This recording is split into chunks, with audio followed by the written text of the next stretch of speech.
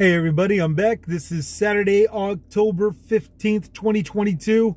Last time you saw me, I was kind of scruffy looking due to a problem with my brakes. I had to wait for some parts to be shipped over here, and oh my god, it just plain sucked being grounded for so long. But while I was, I made a post, a segment called Tough It Out or Bend Over. And I did it with reason as well, because it was talking about the abuse of the all of the oil and fuel industry companies and stuff like that were just plain treating us wrong, treating the United States wrong. And it's putting our current president his back to the corner, and he's running out of options, and he's trying not to bow down to the companies. And here's the thing, if we don't back him up on that, we're going to be going through a bunch of bull crap from these oil and fuel companies. And this current post is another reason as to what I'm talking about. This came out of the WashingtonPost.com. The mystery lurking in California's $8 gas prices. Okay, analysts say the most recent spike in California prices is only part of a much longer and potentially more destructive trend. Mysterious gasoline surcharge.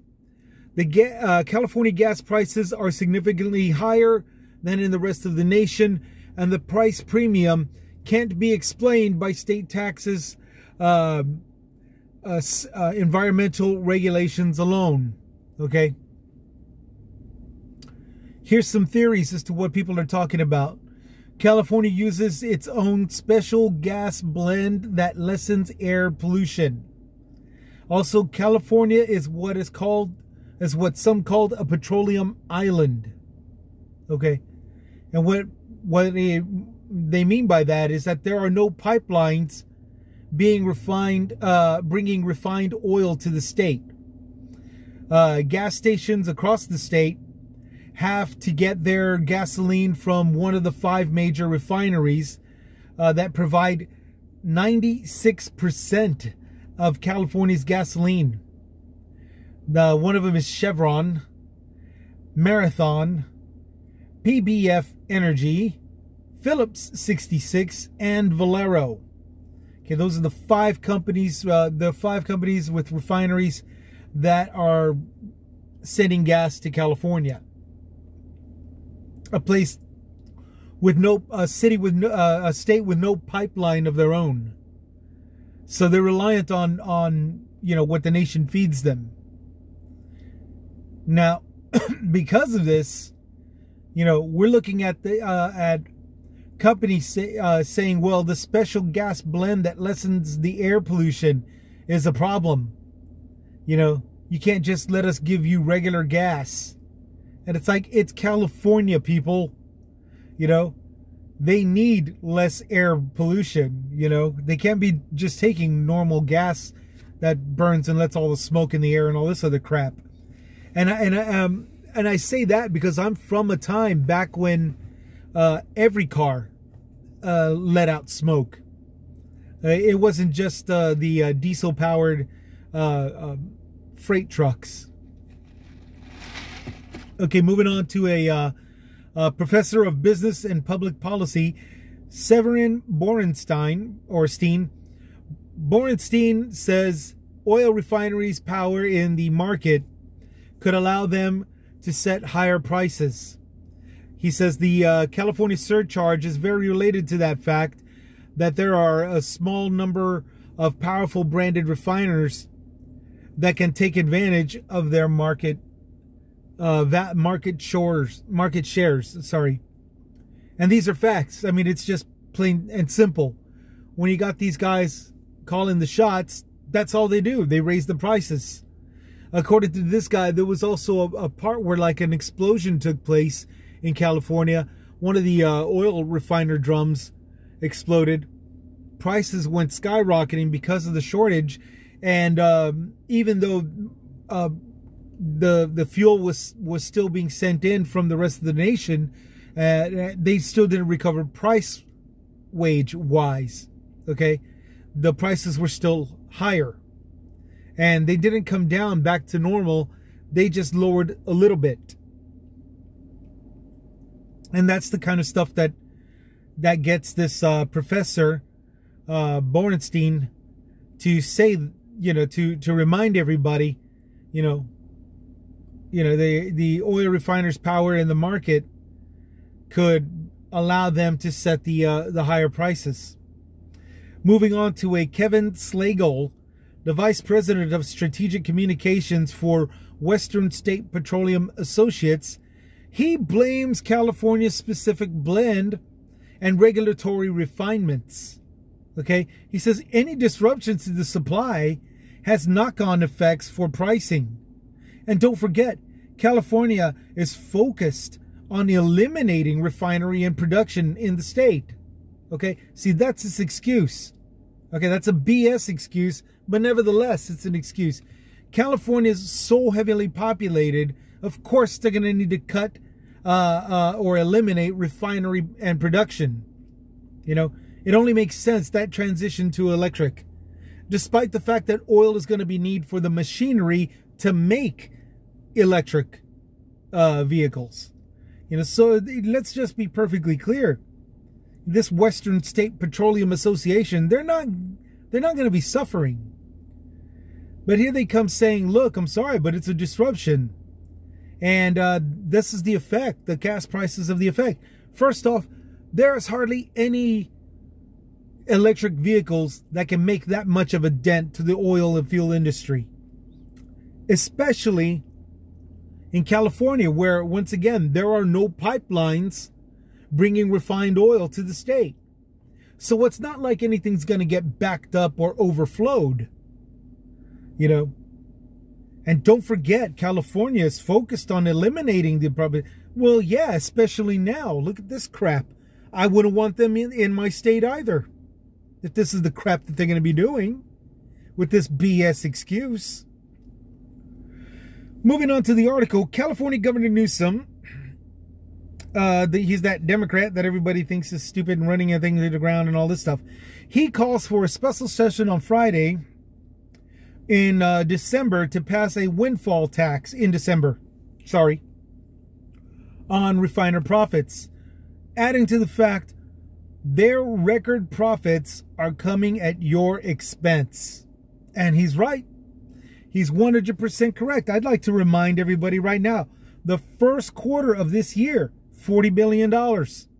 The second quarter, when they started price gouging at the gasoline pumps, $60 billion. That's another 40 plus 20 billion, totaled $60 billion just within the second quarter of this year. The third quarter is $50 billion, with British Petroleum yet to reveal their profits. So for right now, I think it's safe to say that they made an extra $60 billion another quarter of a year. Now here we are in the fourth quarter of the year, the last 3 months, and we're not going to be able to know how much they banked until next year. However, till 2023. However, with these $8 a gallon over in California and other places where prices are expected to rise, because remember, as I stated through the last one, the article, prices will likely rise, but not for drivers in 3 states, which again, I don't understand where they get drivers in 3 states, because it's 3 regions of America that they're saying, not 3 states. Okay? West Coast, Great Lakes, and the Plains regions will see prices drop as refinery issues are addressed, which currently they're not addressed. Not until December, when they have their meeting. Okay? Speaking of December, OPEC Plus and OPEC themselves, they expect to have a meeting in December 4th as well. Okay? So for right now, everybody's going to see these prices higher than normal. And that's what's to be expected, because OPEC and all these other companies, the 6 refineries and 5 just in California, you know, they're all making power plays right now. Okay? And it's going to be up to us to make a decision to know what to do about it. Because again, Gavin Newsom, he's already discussed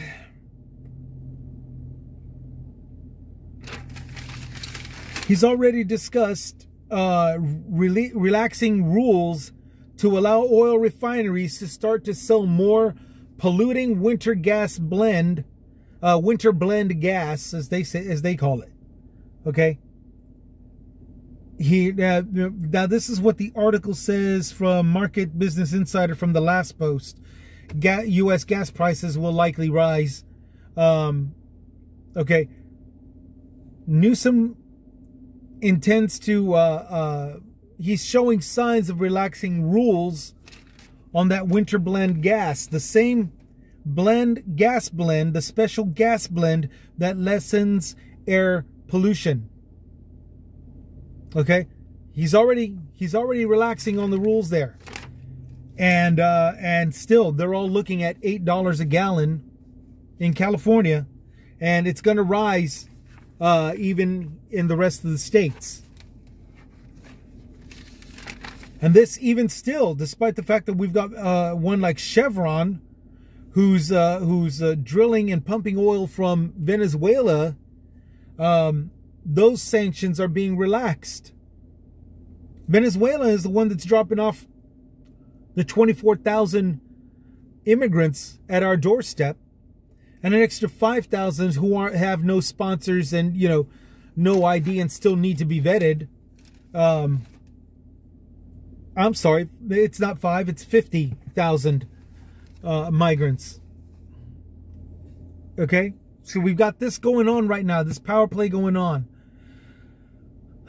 All in summary, a total abuse of the company's power is being done right now. You know, plus no added jobs amongst the price hike.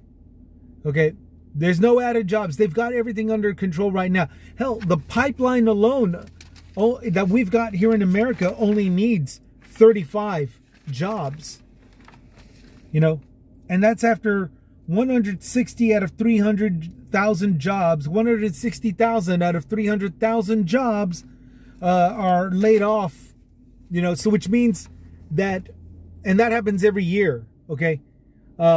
This means that the companies who are banking 50 billion plus out of the third quarter, which was right after the second quarter, 60 billion, which was right after the very first quarter at 40 billion, you know, they're doing it all on a skeleton crew. So it's not like they don't have the money to make special gas blend that lessens air pollution. It's not like they don't have the money to hire workers to do that. These companies do, they banked billions, tens of billions of dollars, you know, almost 100 trillion, halfway to 100 trillion, 100 billion, you know, they have the money to do this, but they choose not to. Instead, they want to say it's a disruption, so we have to raise the price. And, well, California deserves it because they plan to eliminate refinery and production anyway. That's their reason. They got no reason to take advantage of while gaining huge profits to do this kind of crap.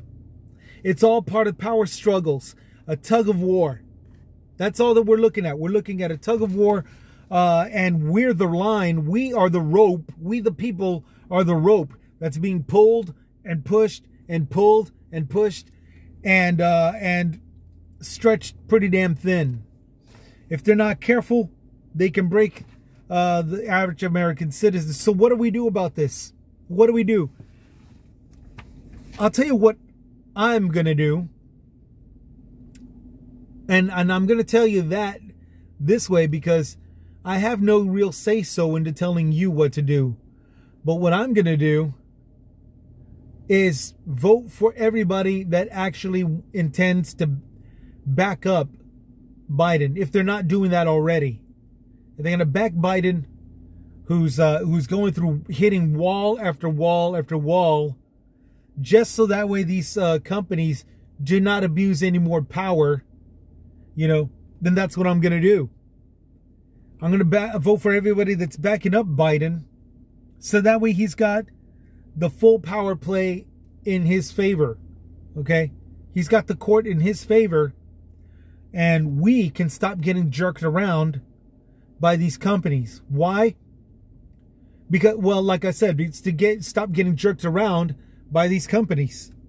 If we vote for anybody that opposes the current administration, and they start catering to the needs of these companies, they're going to drill, they're going to do offshore drilling, they're going to do drilling on sacred lands, they're going to be drilling on federal lands, they're going to be drilling on wildlife preserves, they're going to do all this crap, and then more than likely, they're also going to be opening up business back with Russia.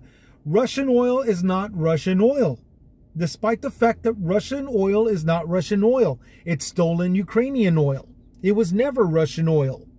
It was stolen Croatian oil. It was never Russian oil. It was stolen Crimean oil. It was stolen Kosovo oil. It was stolen Bosnian oil. It was never Russian oil to begin with. It was stolen after an invasion by Russia, killing tons of people, almost in mass genocide styles, and sold to America. It was paid for by us.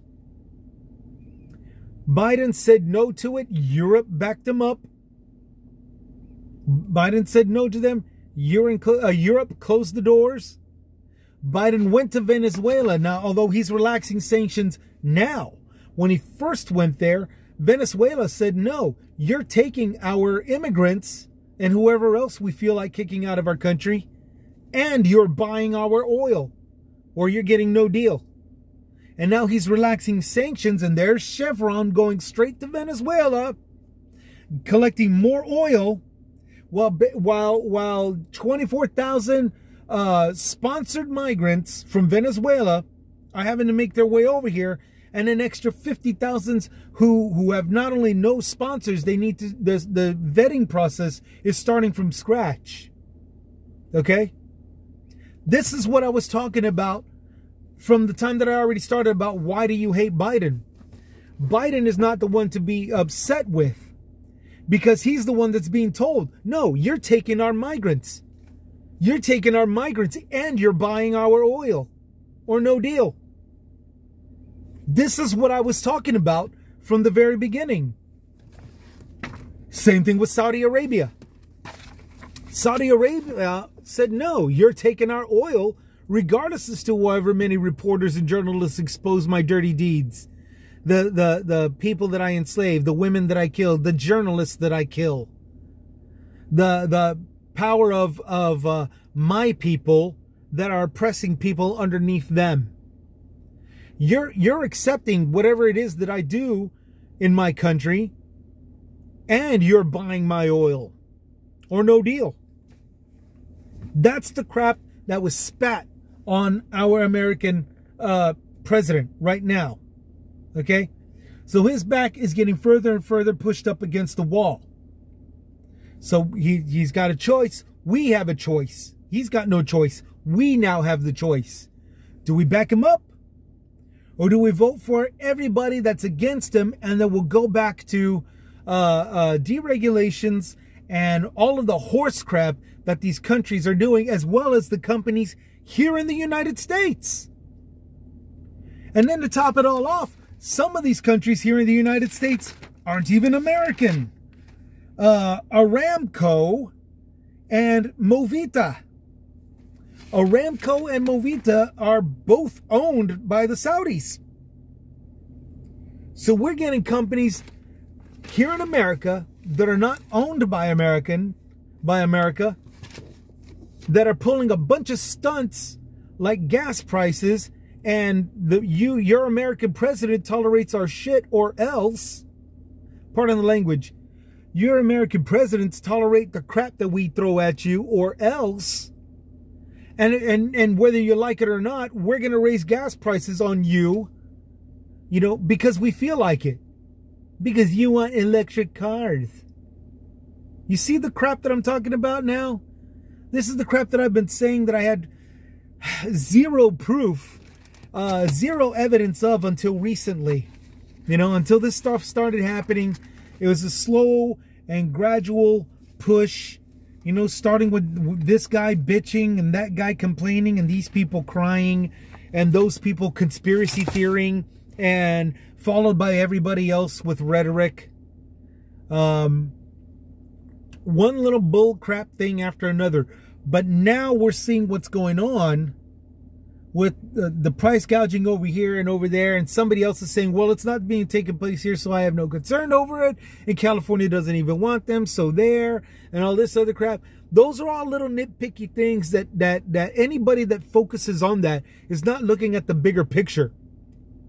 The bigger picture is that we've got gas companies, fuel companies, that go as far as deregulation, putting up with whatever foreign country pulls the kind of crap, at the same time owning American-made companies like Aramco and Movida. Aramco, for the record, is the largest refinery. It's the largest refinery that produces oil to gas. And it's Saudi-owned. It's not an American thing.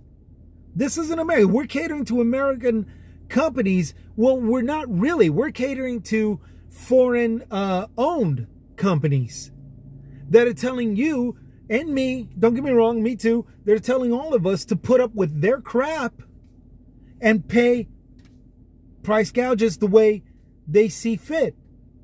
You understand? That's what's going on. And that's the kind of garbage that needs to be faced head on, stopped in some manner or another. I'm not really sure how. I mean, I've got a couple of theories. I've got a couple of best guesses in accordance to laws against monopolies, laws against inhumane treatments and stuff. And then I could branch off from there if I really think about it, you know. But to say that it's a no-win situation and that the current president and any other administration from this point on doesn't know what they're talking about, and they're all anti-American, and they're pro-choice, and they're evil, and they're this and that. Dudes, that is way off target. Anybody that goes off target is off target, plain and simple. And are nobody to talk about who's what to say what. Okay? They don't know what they're talking about. Are you sure about that? The vice president, the president and administration, they don't know what they're doing. You sure? Because you're getting oil confused with abortion. You know, that's not much of a solid leg to stand on. You're getting confused with pumping gas for pumping up the butt, you know. That's nobody to listen to. Somebody, you can't tell the difference between pumping this and pumping that. But yeah, my intention is very clear because of this crap that's going on to vote for anybody and everybody that stands with the current administration that's facing this problem head on. It's not our gas. It's foreign-owned gas in the name of our country. And the gas that's being taken by us, consumed by us, is going to be undergoing price gouges, like to a highest extent. Right now, $8 a gallon is just plain absurd. I was upset when it rose $2.88 up to $3.09. That's how much I'm paying now. $3.09 a gallon. I was pretty upset with that, because if it's under $3, very, very helpful. All right. Well, I'm doing this on my actually breakfast hour. I woke up a little late because after, you know, repairing the car, I didn't just immediately jump to work. It's Saturday, and so everybody's waking up, sobering up. They're on their way to getting either home or to their next function, activity. So I am going to make myself available to them right now. I'm going to sign off. I want to thank all of y'all for hearing me out.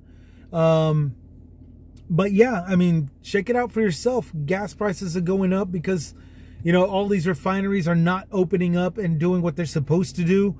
And they're all complaining. They're all saying that, you know, we need Russian oil. You don't need Russian oil. We can handle our own business. They're saying we need Venezuelan oil. We don't need Venezuelan oil. We need Saudi oil. We don't need Saudi oil. We don't need the pipeline either. I mean, the pipeline, if the pipeline hadn't leaked a third of the 600,000 barrels per day, you know, at the same time that that it's supposed to be producing 600,000 barrels per day. If the pipeline just didn't leak so damn or break so much, you know, I would have thought it would have been a great idea. But it just sucks. The Keystone just sucks. It is not a worthwhile investment.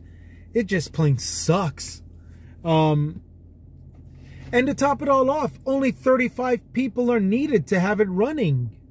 You know, it's not even a job saver. It's not even a job producer. It just plain sucks. The Keystone Pipeline sucks. That needs to go away.